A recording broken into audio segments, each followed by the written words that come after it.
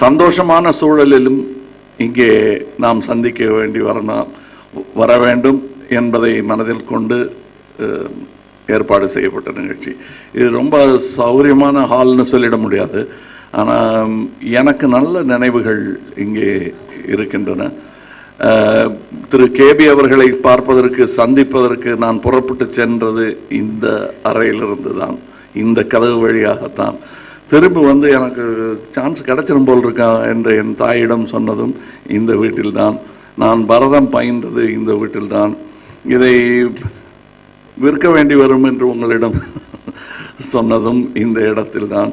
இன்று அடுத்த படம் என்ன அடுத்தடுத்து பண்ணிட்டு இருக்கீங்க ரொம்ப கிட்ட அப்படின்னு கேட்குறாங்க.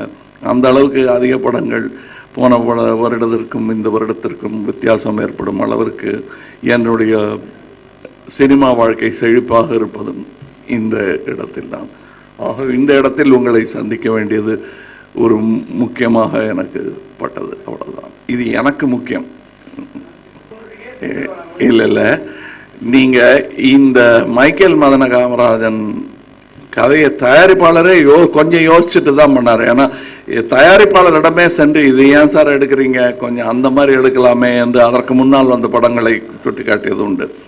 இந்த டிஸ்லைக் என்பது இல்லாமல் இருக்காது. எல்லோருக்கும் பிடித்த ஒரு படமாக அது மாறிவிட்டால் அது சர்வாதிகார படம். பிடிக்கலன்னா உதப்பேன்னு நீங்க சொன்னீங்க இல்லையா, அந்த மாதிரி அது வேண்டாம்னு தோணுது. அந்த 61 பேரையும் நம் படங்களை பிடிக்க வைப்பது என்னுடைய கடமை. அவங்களுக்கு 61 பேருடைய பேர் யாருன்னு பார்த்து வச்சுங்க, ஆள் யாருன்னு பார்த்து வச்சுங்க. அவங்களுக்கு ஒரு நல்ல படம் எடுத்து கொடுத்துடலாம். நல்ல படத்தால நல்ல கலையால தான் அவங்கள அடிக்கணுமே தவிர வெறும் கையால அடிச்ச பிரயோஜனம் இல்லைங்க.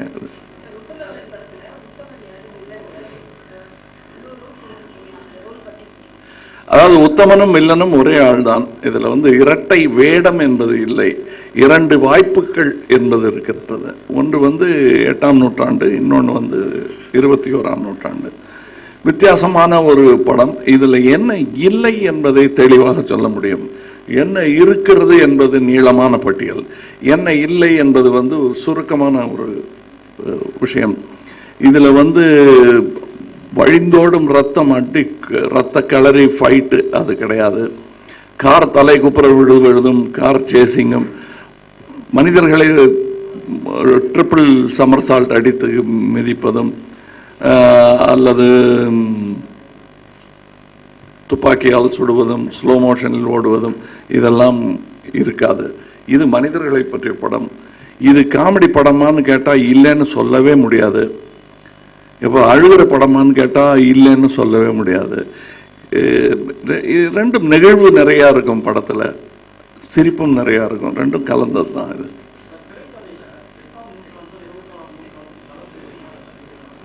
எப்படிங்க?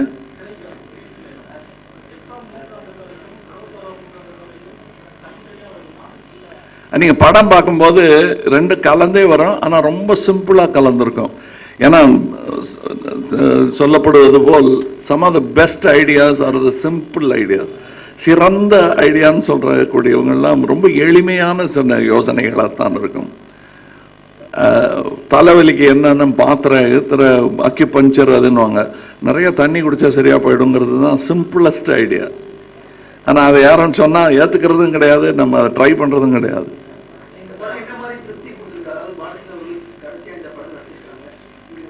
கண்டிப்பாக திருப்தி. இதை செய்யாமல் விட்டிருந்தால் என்று யோசித்து பாருங்கள்.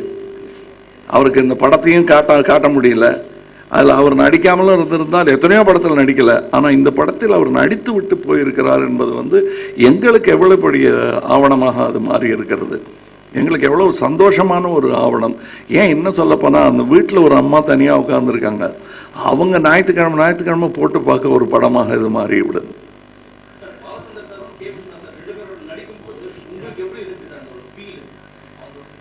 நான் வந்து இவரோட ஒரு 3 படம் கே விஸ்வநாத் சாரோட அதில் ரொம்ப நெருங்கிட்டோம். பாலச்சந்தர் சாரு கூட அது மாதிரி 10 மடங்கு 12 மடங்கு ஜாஸ்தி 36 படம் பண்ணியிருக்கேன் நான்.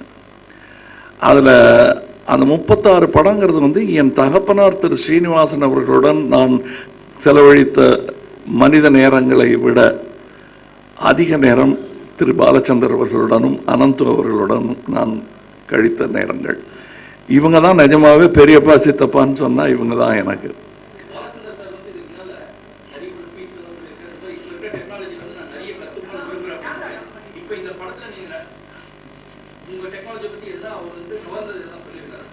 நிறைய சொல்லியிருக்காரு. அவர் ஏதோ எங்களை பார்த்து கத்துக்கிட்டாருன்னு நாங்கள் பெருமைப்பட்டுக்க முடியாது. நான் அவர் ஆரம்பத்திலிருந்து என்னுடைய ஆரம்பத்திலிருந்து பார்த்துக்கிட்டு இருக்கேன். அப்போ அவர் எங்கெங்கெல்லாம் வாய்ப்பு கிடைக்குதோ யார்கிட்ட கற்றுப்பாருன்னு சொல்லவே முடியாது. எங்கே வாய்ப்பு கிடைக்கிறதோ அவர் திரைக்கதையை எங்கிருந்து எடுக்கிறார் என்பதையும் சொல்ல முடியாது. அவர் நம்ம நினச்சிட்டு இருப்போம் அவர் ஏதோ வேற எங்கேயோ யோசிச்சிருக்கேன், நம்மளே பார்த்துட்டு இருப்பாரு, நம்மையும் கடந்து யோசிச்சுட்டு இருக்காங்க. ஆனால் காட்சியில் பார்த்தா நம்ம சொன்ன ஒரு விஷயம் அவரை தாக்கி இருக்கும், சின்ன ஜோக்கா இருக்கும், அதை வச்சு ஒரு பெரிய திரைக்கதையை பின்னி எடுத்துருவார் அவர்.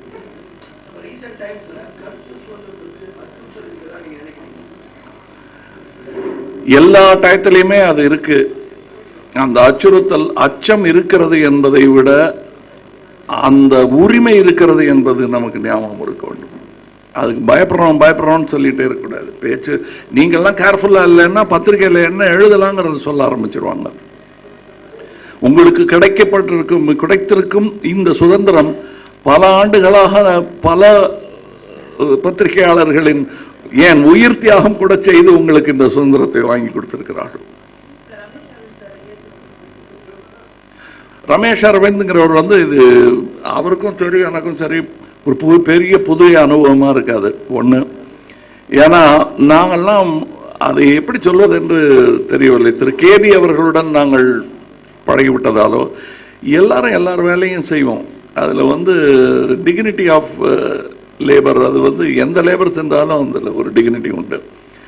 ஒரு படத்தை உந்தி முன்னே தள்ளுவதற்கு யார் எந்த பாகத்தை பிடிக்கிறார்கள் என்பதை பொறுத்து இல்லை, இந்த தேர் நகர்த்த வேண்டும் என்பதுதான். அப்படி பார்க்கும்போது ரமேஷ் பல நேரங்களில் நான் எடுக்கும் சினிமாக்களில் இருந்திருக்கிறார். இன்னொரு பெரிய உதாரணம் சொல்ல வேண்டும்னா, குணா படத்தின் இயக்குனர் ஏற்கனவே எனது படத்தில் நான் இல்லாத படங்களை எல்லாம் இயக்கியவர், குணாவுக்கும் இயக்குனர்.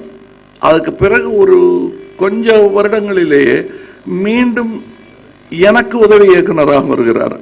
அதுக்கு காரணம் என்னன்னா, அவருக்கு மார்க்கெட்டை சரிஞ்சிருச்சுங்கிறது இல்லை, நான் அவருக்கு உதவி இயக்குனராக இருந்தேன் குணாவின் சமயத்தில். அதற்கு பரிமாற்றம் தான் அது. அது மாதிரி தான் நாங்கள் இருப்போம். இப்போ நான் திடீர்னு இப்போ ஃபோன் போட்டு விருமாண்டிக்கு கூப்பிட்டேன், பண்ணி கொடுத்தாரு, ஹேராமுக்கு பண்ணி கொடுத்தாரு. அதுக்கப்புறமும் போய் படம் டைரக்ட் பண்ணாரு, வேஷம் கொடுத்தா வேஷம் நடிப்பார். இந்த சினிமா என்னும் இந்த அற்புத தொழிற்சாலையில் எந்த வேலை கிடைத்தாலும் செய்ய தயாராக இருக்கும் ஒரு சிறிய கூட்டம்.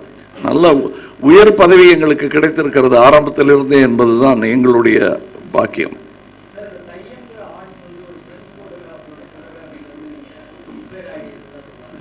தையம்ங்கிறது பிரெஞ்சு வார்த்தையா? ஃபர்ஸ்ட் யோசிச்சு பாருங்க. இந்த தையம்ங்கிற வார்த்தையை இது எப்படி இருக்குன்னா, இந்த ஆண்டாள்ங்கிறத பிரெஞ்சு கவிஞர்கிட்ட இருந்து தான் நீங்க கத்துக்கிட்டீங்க. இந்த ஸ்ரீவல்லிபுத்தூர் ஆண்டாள், ஸ்ரீவல்லிபுத்தூர் ஆண்டாள் எல்லாமே யாருடைய சொத்து என்பதை இதை குறிப்பிடுகிறது. தையம் என்னும் கலை 1000 வருடம். அப்ப பிரான்ஸ்ல இன்னும் சரிவர அரசு பரிபாலனம் நடக்க துவங்கி இருக்காது. ரோமன் பிடியில் இருந்திருப்பார்கள் அவர்கள். அதான் சமூக வலைத்தளமே வரக்கூடாது என்று சொன்ன உங்களுக்கு ஞாபகம் இருக்கலாம். இந்த பத்திரிகை என்னுடைய பத்திரிகையாளர் சந்திப்பில் அந்த மாதிரி தடைகளை எதுவும் நான் ஏற்படுத்தியது கதையா நான் தனியாகவே வைக்க வேண்டியிருந்தது. இந்த பத்திரிகையாளர்களை, வலைத்தள பத்திரிகையாளர்களை தனியாக சந்திக்கும் ஒரு ஏற்பாடை செய்திருந்தேன். காரணம், இந்த வளர்ச்சிகளை தடுக்க கூடாது என்பதும் என்னுடைய கருத்து, முடியாது என்பது ஒரு கருத்து, கூடாது என்பது என்னுடைய கருத்து. அதுதான் முக்கியமான கருத்து. ஏனென்றால் இது நம்முடைய பரிமாண வளர்ச்சியின், நம்முடைய சமுதாய பரிமாண வளர்ச்சியின் ஒரு சான்று. அதை நீங்க அமைதிப்படுத்த முற்படுத்தல் என்பது தவறான காரியம்.